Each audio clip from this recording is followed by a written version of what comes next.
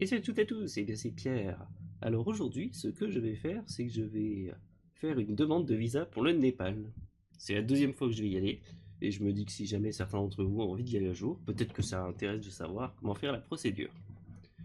Donc, c'est parti. D'ailleurs, le site existe en plein de langues, moi je vais le laisser en anglais, mais par souci de facilité, vous pouvez le mettre en français si vous voulez. Donc on clique sur Apply Online, et on va arriver sur ce magnifique formulaire où on rentre notre nom, prénom, et avec le nom complet, notre numéro de téléphone et notre email.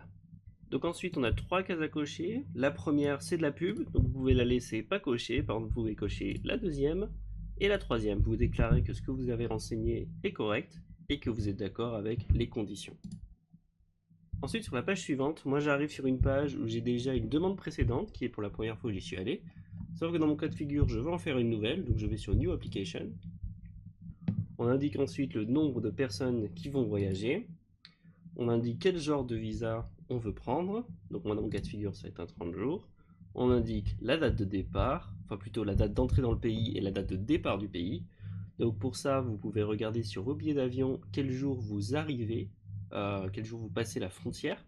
Parce que si jamais vous prenez un avion ou vous partez un jour et vous arrivez le lendemain, vous pouvez mettre le lendemain.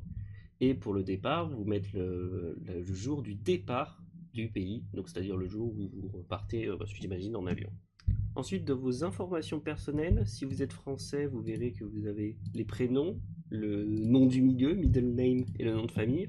En France, il se trouve qu'on a généralement trois prénoms. Après, j'imagine qu'il y a plein d'exceptions. Mais les prénoms, c'est ici.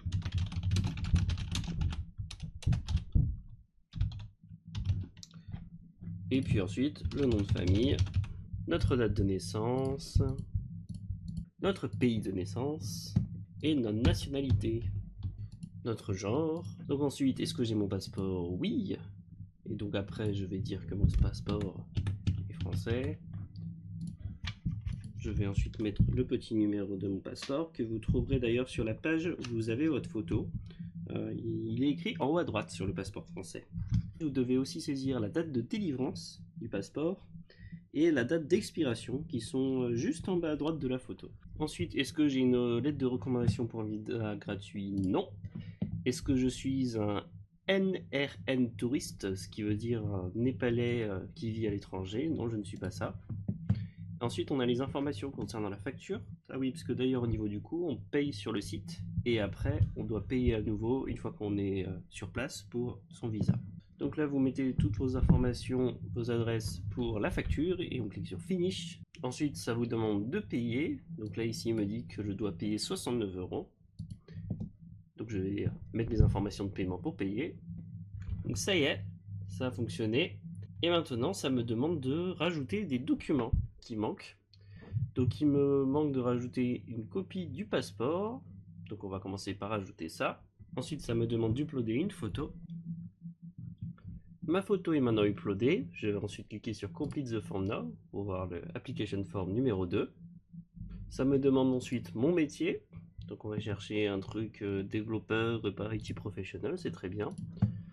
Je vais aussi entrer mon adresse de résidence actuelle, donc mon adresse en France. D'ailleurs, pensez bien à préciser le pays dans l'adresse, vu qu'on est dans un cas de figure international. Ensuite, sur le but de mon voyage, dans mon cas, j'y vais pour faire du tourisme. Donc ensuite, le point d'entrée, si par exemple vous venez en avion, ça va être un aéroport. Dans mon cas de figure, ça va être un aéroport, et ça va être l'aéroport de Tribhuvan. Bon, c'est mieux que je puisse faire en termes de prononciation. Hein. Tribhuvan. J'aurais essayé. Ensuite, vous devez saisir l'adresse dans laquelle vous allez habiter. Donc, ce qui veut dire que vous devez avoir un Airbnb ou autre dans lequel vous avez réservé pour pouvoir saisir cette adresse.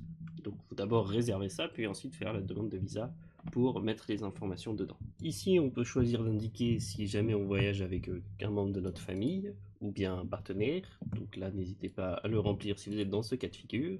Et sinon, on clique sur Continuer. Donc là, maintenant qu'on a fait ça, on a donné toutes les informations dont ils ont besoin. Donc en haut à gauche, vous allez retrouver l'identifiant de votre demande de visa. Juste à droite, ça vous indique que c'est payé.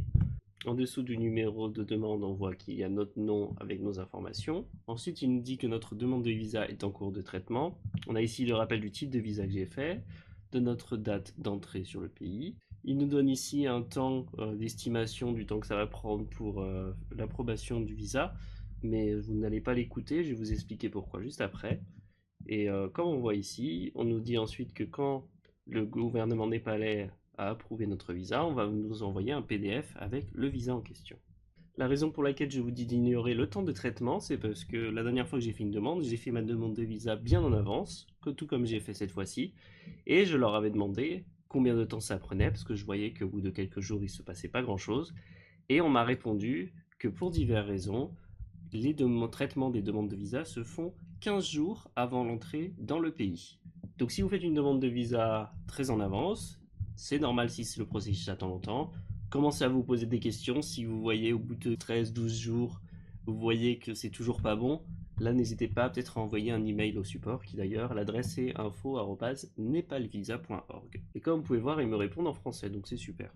D'ailleurs, je viens de voir que cette fois-ci, ils m'ont envoyé un mail avec une information indiquant exactement ce que je vous ai dit, que je vais le recevoir 14 jours avant l'entrée dans le pays, et voilà, en m'expliquant les raisons, etc. Donc ça, il se trouve que je crois pas que c'était un mail que je recevais la dernière fois, donc ça doit être nouveau. Donc au moins maintenant, vous serez informé de la même façon que je le suis. Donc ensuite, une fois que vous allez arriver au Népal, si par hasard vous utilisez le même aéroport que moi j'ai utilisé, donc celui de Katmandou, l'aéroport international, dès que vous allez rentrer dans le bâtiment, sur la gauche directement, il y aura le comptoir où vous devrez retirer du coup votre visa. Si je ne me trompe pas, c'est celui-là qu'on voit ici. Et ce comptoir, pour payer votre visa, il faudra amener le montant équivalent en euros pour payer le visa. Sur le site, c'était indiqué qu'il fallait peut-être amener soit du dollar, soit des euros. Donc moi, j'avais amené les deux dans le doute. Et au final, on m'avait demandé des euros et ensuite on m'a remboursé la différence en Nepalese rupee, donc en roupies népalaises. Et voilà. Donc prenez des euros et prenez des dollars au cas où on ne sait jamais en billets uniquement. Donc vous aurez besoin de 50 euros une fois que vous serez arrivé sur place pour payer pour avoir le visa. Et une fois que vous aurez récupéré votre visa à gauche ici, il faudra continuer tout droit à l'endroit où il y aura ensuite le contrôle des passeports, qui d'ailleurs c'est l'image qu'on voit ici.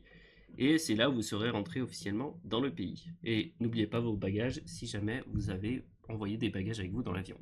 Bon bah voilà, j'espère que ce petit tutoriel vous aura plu si jamais vous avez envie d'aller au Népal. Et ben moi je suis très content d'y retourner pour aller voir des amis que j'ai là-bas. Et sur ce je vous dis à la prochaine. Allez salut salut.